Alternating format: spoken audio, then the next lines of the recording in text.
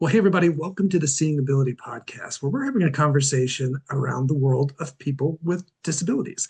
And that means sometimes we're going to be talking to individuals who are the person who has a disability, grew up as a kid with a disability, sometimes young adults in that world. Sometimes we're going to be talking to parents who have or are raising kids in that world, and a lot of different people that support them. So it might be people in healthcare, people in nonprofits, people in education, all trying to help families raising kids with differences succeed and chart the path.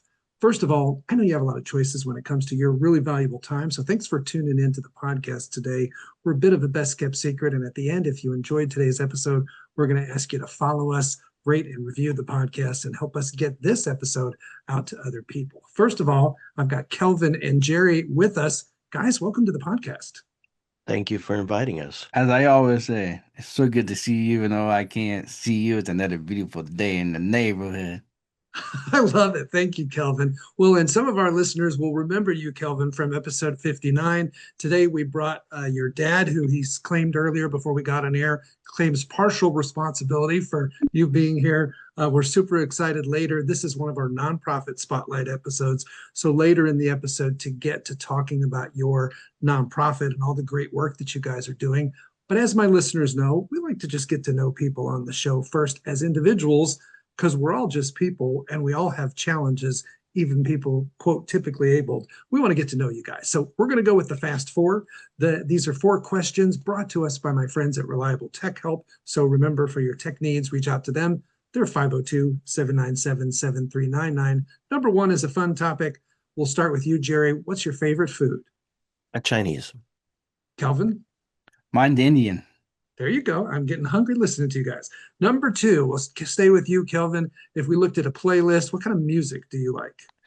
Oh, you're gonna see a little bit of Chris Tomlin, Michael W. Smith, and some of that. Okay, Jerry, how about you? Um, Boz Scaggs and Earth, Wind, and Fire. Okay, that's a pretty diverse lineup there. All right, what about something you've been reading or watching or listening to, podcast, book, movie that you're enjoying? Jerry, how about you? I really have enjoyed a new series out called Elsbeth. She's a Hmm, quirky detective type person, and I know people like that. So very I good. find her funny and I enjoy it. Kelvin, how about you? My go-to every Tuesdays and Thursdays, the Duck Call Room with the Duck Dynasty guys. Okay, very good. And then last but not least, Kelvin, will stay with you. What is a bucket list destination, a place you've never been but you'd love to go to? Honestly, I got to complete that place, and I got to go hike 200 miles in Israel, and Whoa. that was the most amazing experience. And so I've kind of already checked off my bucket list on where I wanted to go, so I thought I dropped it that way. All right. I'm hearing that, everybody, I think is sounding envious. That sounds like a life-changing kind of journey. Oh, it sure was, sure was. Jerry, how about you? What's a Um, place for you? Actually, I'd like to go to New Zealand. New Zealand. Okay, Mhm. excellent. Well, again, thank you guys for being on the podcast. It's not often that I have return guests, but you kind of the duo now, talking later about the foundation. And obviously, Kelvin, not everybody heard the first episode where they got to meet you. So I'll start with you, maybe just a quick introduction of who you guys are and how you got into this world of people who travel a different path. So Uh, who do you want to take first? Me? It's your, how about you, Jerry? Why don't you introduce your son there? okay. My name is Jerry Crosby. I am Kelvin's dad.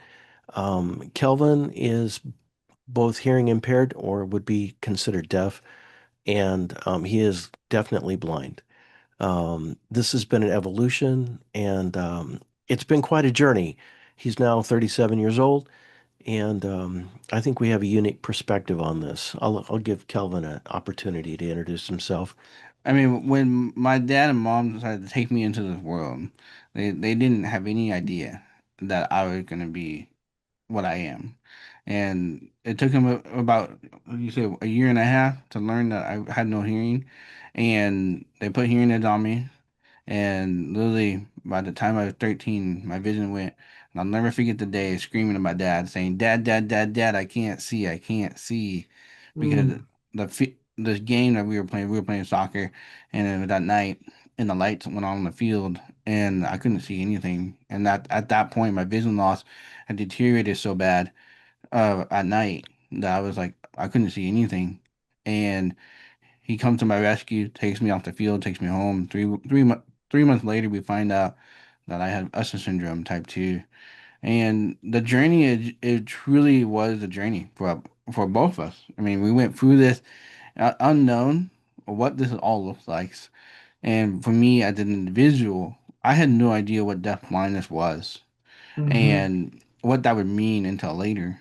And I mean, honestly, the life I've lived is a true testament of my family. And like my dad being there for me, helping me through the seasons. And even I'm 37 years old. We're doing this recording in his house, in my old Hmm. bedroom. And I don't live here anymore, but I work here. Yeah.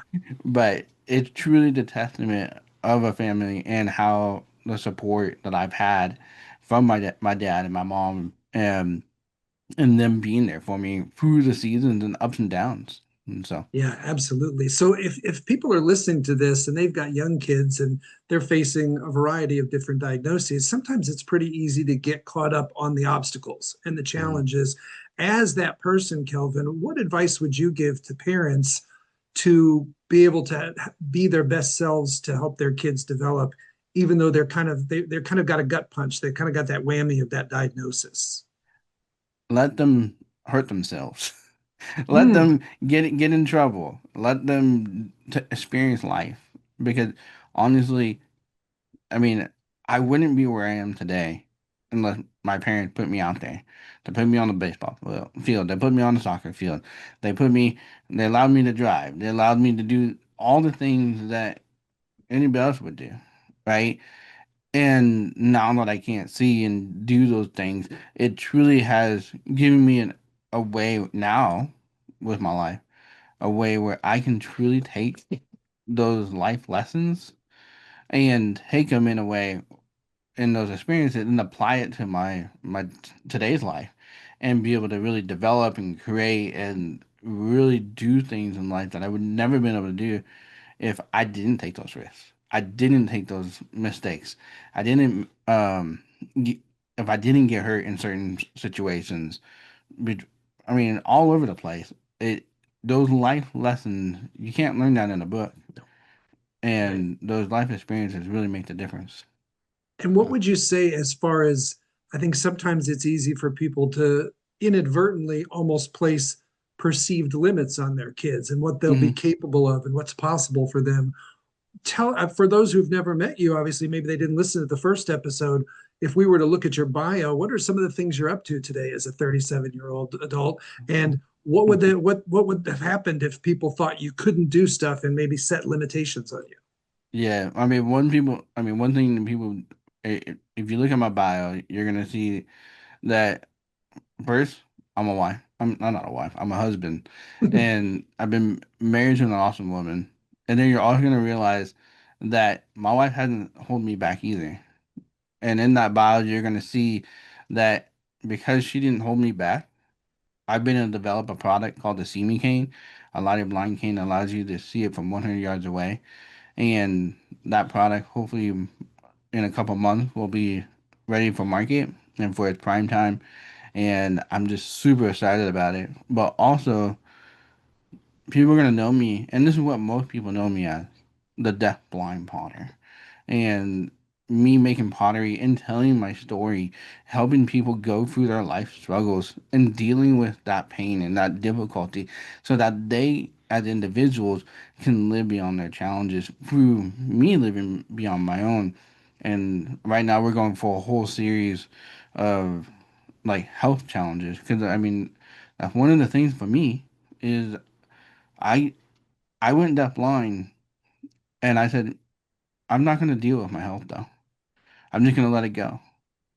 And I'm now 37 years old and realizing that was a mistake. Mm. That was something I need to address. And I'm taking people on the Deafblind Potter journey through that now. And it's been interesting. It's a little bit different content. You get to see me get lost while I'm making videos.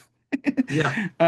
while I'm walking, different things like that because I'm trying to exercise and do those things and get more healthy and truly take you on that journey. So you're going to see a guy also that lives beyond his challenges.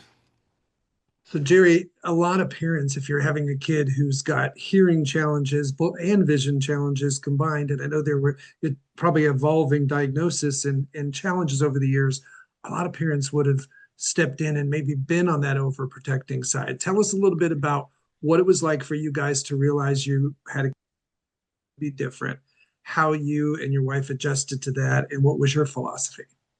Um, keeping in mind this was 37 years ago, um, and there wasn't a lot of information out there for us, or Mm-hmm. maybe we were naive and didn't have the information. And so the path that we chose was a little different, and I don't know if I'd recommend it, but it is our path. We chose to view this as a challenge rather than as a disability. Mm, I remember when we got the diagnosis about the hearing issue. Um, at the time, we didn't know anything about the vision issue, and we um, took a moment to mourn the situation and decided that we were going to approach it um, as a challenge. We were going to let Kelvin expose him to as much risk as we could. Um, we wanted to develop him into a functioning, risk tolerant individual who was a man of mhm. integrity, wasn't scared to go and approach the world. We didn't know that 13 years later we were going to have a son that also was losing his sight. It didn't Right. change our approach. It didn't. Um, I believe because we allowed him to both succeed and fail. The soccer field that he was talking about, he was playing on a premier soccer team. I mean, these are the teams that colleges recruit from. And I remember that light going out. That was hard. Yeah. Yeah. Um, it didn't change our approach. So he couldn't play soccer anymore, not at that level. And he Right. didn't want to go down because he's at the top level in our city. So he changed sports and he played football and he wrestled and he did what he could do with his declining vision.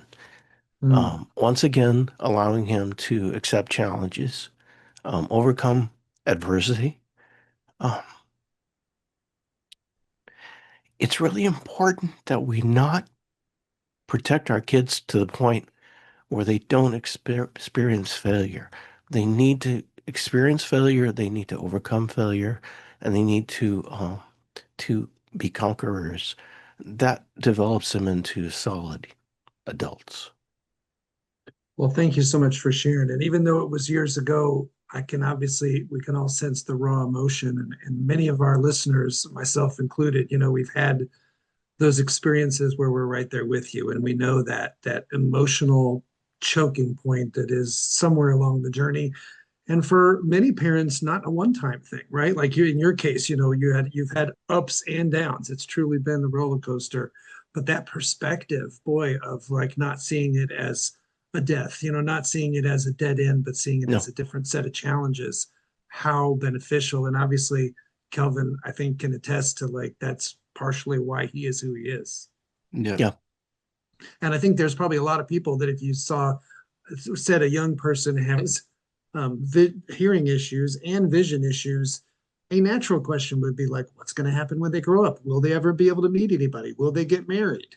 Will they find something they love? And they probably, the first thing that comes to mind when you think deaf and blind isn't pottery. It's probably, Yep. probably a little outside the box for most people. So Kelvin, do you get a lot of people that are surprised when they do a double take? Like, wait a minute, you can't hear and see, and you do pottery. How does that work for people? I mean, in a lot of ways, and people don't even understand how I make videos. How you edit videos and create videos and so forth. And at the end of the day, they're just limitations. You're just adapting to those your limitations to make yourself successful. Right. My workflow and how I build, make videos and make product, make deafblind potter pieces and all that stuff. that workflow is all adapted to meet my needs. I mean, Hmm. if you're sighted and you come into my workflow, I'm sorry, but you're gonna have to learn a screen reader to make it work. you know, and and and that's where it is, and that's where I think it's all about creating the environment so that way you can be successful and being willing to fail. I mean, again, as my father said, is that failure is the most crucial thing to your success. Yeah. Let me say that again. Your failure is your most crucial thing to be able to be successful. Because you can't be successful without failure. Because you need to know where you came from so that you can be successful. I agree. And Yeah. as I failed, I mean, you look at my Asimi King, I've been working on that project for over 7 years. And I have failed and failed and failed and failed and failed and failed. Oh, was successful. Oh, no, we're on more failure. You know, it's that, but I keep going. And I think that's the key thing to the Deafblind Potter is that you see me become this famous, whatever you want to call me, whatever, and person, and you're still wondering, how did he do that? Hmm. Mhm. And I just say, because I live beyond my challenges. I adapt my environment so that I can do that. Whether that's in your workspace, whether that's in school, whether that's whatever. Yeah. Is it going to be easy? Is everything going to be accessible? No. But how do you take that and say, now, what do I do next to take the next step forward? Yeah. And what I hear in your approach is you're never doubting whether eventually you'll be able to get it done. You just know it might be a different route. Yep. It's kind of Exactly. like the living embodiment of a can-do attitude. Yep. Um, from a parent's perspective, um, this is painful to watch. Mhm. Yeah. But I can't do it for him. This is him. This is not on me.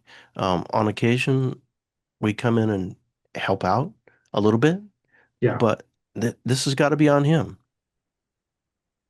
Yeah, that's I think where a lot of people struggle is that ability to sit back and watch him struggle. Yeah.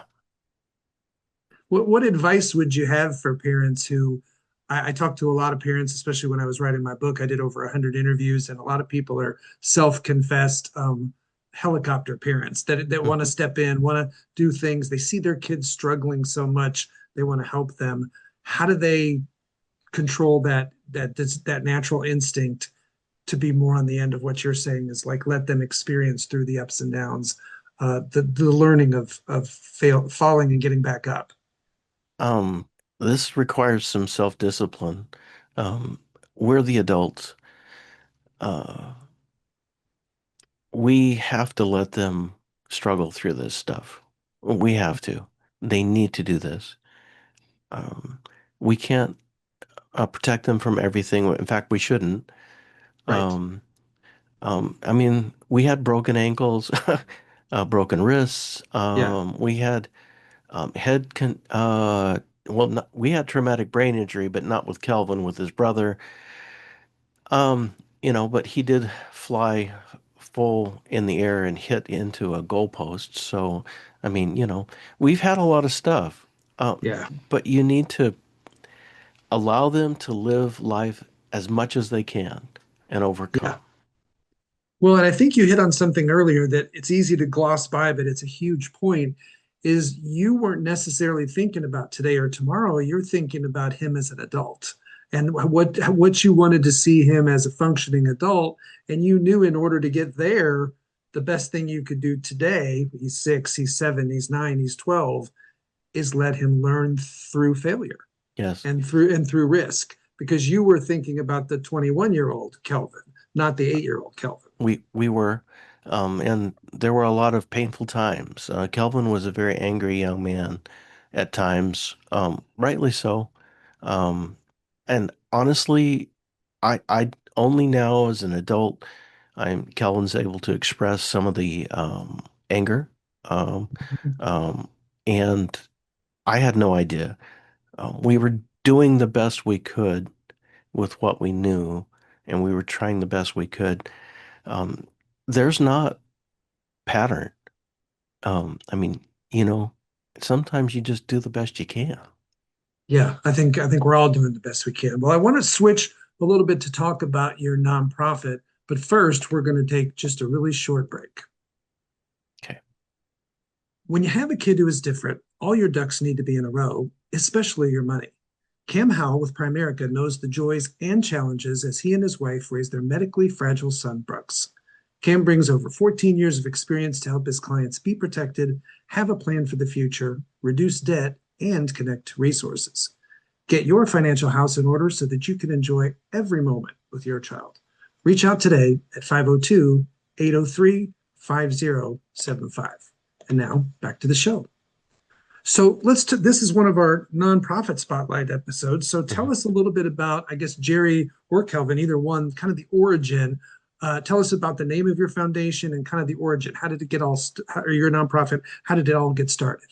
Um, uh, our nonprofit kind of started out of an acknowledgement that individuals who are visually impaired normally don't have substantial income, Mm, and in order for them to obtain technology that would assist them, they need financial assistance, non-governmental financial assistance, and it kind of came out of Kelvin and his CME canes. Um, this is a technology advancement.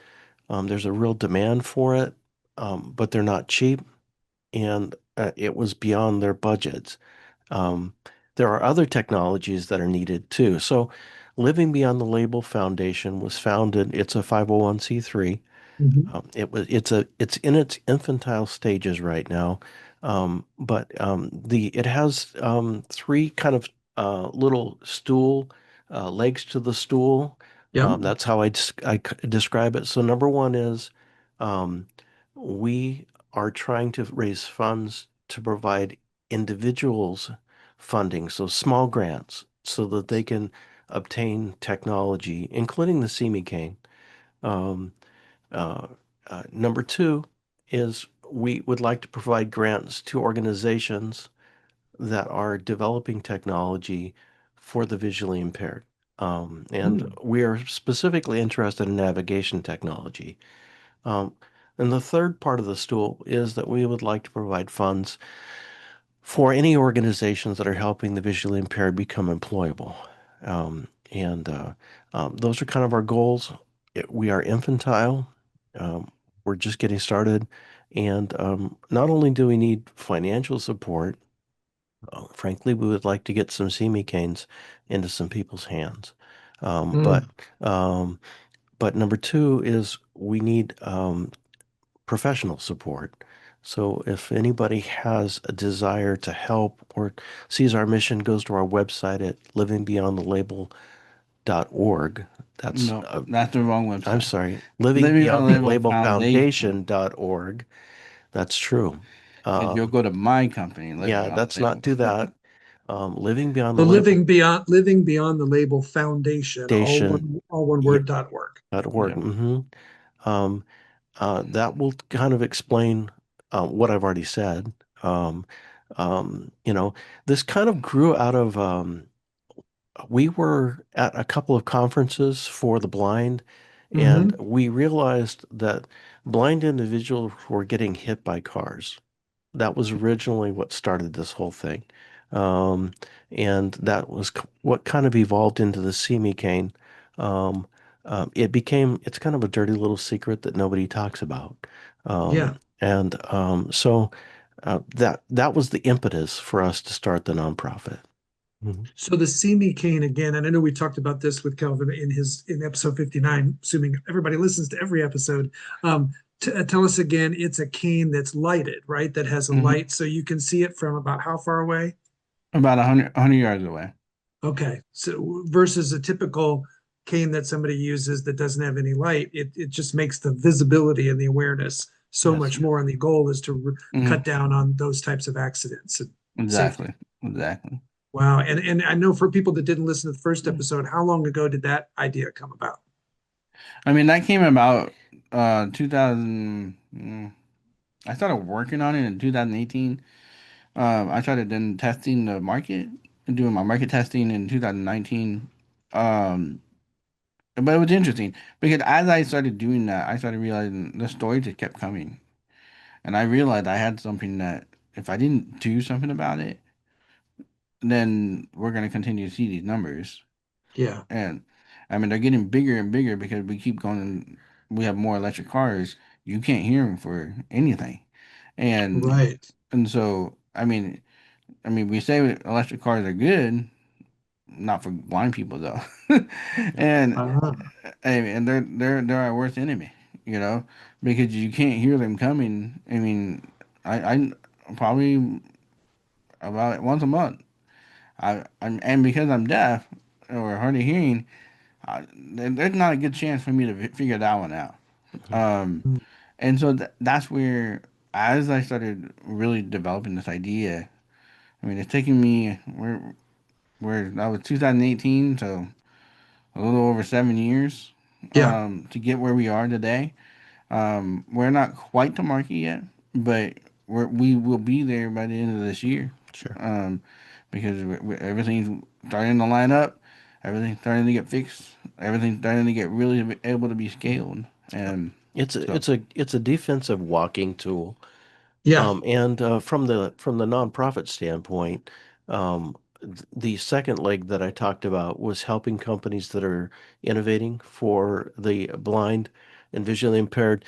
Our concern was that sometimes this doesn't make financial sense. Right. I'm not sure that a product like the See Me cane will ever be a financial boon to anyone, but that doesn't mean that it shouldn't be created. Right. People are Absolutely. getting hit. We have good statistics now that show that blind individuals are being hit, it's just not being talked about, and some people are actually being seriously injured. So there are other technologies out there that are similar. They may not make financial sense, but they need to be done. So Mhm. that's where the Living Beyond the Label Foundation.org comes in. And like you said, like all nonprofits, funding is key because that helps you support the three stools. But you're also looking for some people power, people that have, I think you said, accounting backgrounds, legal backgrounds, could be Sure. volunteering, even maybe graduating up to the board of directors kind of level involvement. Anybody who really responds to the mission of your cause, but also has a desire to serve, you'd love to chat with them. Absolutely. We'd be happy to do that. Living Beyond the Label Foundation.org. And one of the ways you can help us, if you're listening to this, is like this episode, share it with other people so more people can hear about this. Again, it's probably like you said, it's an under talked about need. So appreciate the work you guys are doing with your foundation. Sure. Well, I feel like we could talk forever. I'm always the bad cop as far as wrapping up the episode. Most of my guests, I know I did this with Kelvin in his earlier episode, but Jerry, I guess I'll ask you if we were to bring you in, like say to a children's hospital, and they have a variety of parents who have kids with a bunch of different disabilities, but the commonality is they're all going to be facing a non-traditional path. And they said, okay, your kid is now 37. Tell us, you probably learned some things the hard way. You made a lot of mistakes along the way. But looking back, if you could give advice to young parents, what advice would you give as far as helping raise a kid who has challenges? I think my advice would be to allow them to experience life. Mm, Um, uh, I there's a pendulum here, and I don't know where it should sit. There's the disabled part of things, and then there's high risk tolerance on the other side. mhm. Somewhere in the middle is the sweet spot, but we need to let our children experience life as much as they possibly can. Again, we need to let our children um, try things and fail and then succeed, and not hold them back. I, you know, it doesn't Yeah. always work out right, guys. I think the goal is what type of adults are we creating here? Yeah. You want your children to be resilient, to overcome, and to be honest and good, hardworking adult citizens. So we have to let them experience life. Yeah, and I think embedded in your answer is something you didn't necessarily articulate, but I think it's just the way you see the world is you did not see Kelvin as a disabled person. You I did saw not. him, or a disabled child. You Yep, saw him as a child who, and like any parent, you want your child to be a successful child on the way to a successful adult. And all children have challenges. You saw his quote disability just as a different type of challenge, but you didn't define all of who he was just as the disability. exactly. So I think that's another key is like seeing the child and the person. And yes, not to discount the challenges and the disability is a part of the journey, but he is not a disability. He's Kelvin. Exactly. Thank you guys so much for being here. Again, the Living Beyond the Label Foundation.org would be the website if you want to learn more. I know after today, I'm planning on making a donation, so I hope you'll Okay. join me and everybody out there listening. If you enjoyed this episode, please, again, go to my Facebook page. It's just the Seeing Ability found Facebook page for our podcast. Like this episode, leave a comment if you enjoyed it, and share it. Get it out there so other people. We're always looking for guests like the great folks we have here today with this nonprofit. If you know other individuals who might want to come, I'm still doing about 2 episodes a month. One is on an individual, kind of like the early episode I had. Kelvin's a twofer. He's so popular being the blind deaf potter that he gets 2 episodes. But I'm looking for people where I can share their stories, and I'm still looking for nonprofits. So if you have an idea for a future guest, please hit with me. And if you're an organization that would like to let your people know about this podcast, I'd love to chat with you. Guys, thanks so much for being here. Thank you. Thank you. See ya. Go live beyond your challenges. Thanks, everybody. We'll see you next time.